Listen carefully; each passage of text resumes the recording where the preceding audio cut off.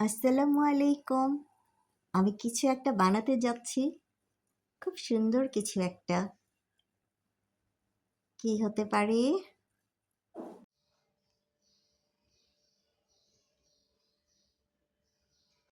নিশ্চয়ই এতক্ষণে বুঝতে পেরেছেন আমি তরমুজ দিয়ে ফল রাখার ঝুড়ি বানাতে যাচ্ছি।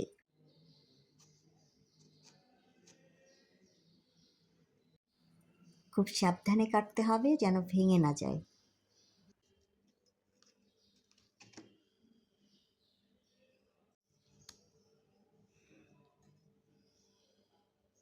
এখন ভেতর থেকে সব তরমুজগুলো বের করে ফেলতে হবে।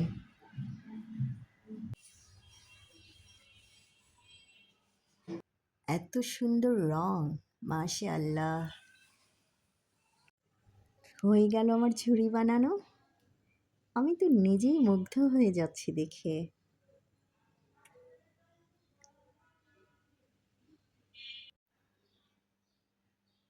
কেটে রাখা তরমুজগুলো সাজিয়ে ফেললাম।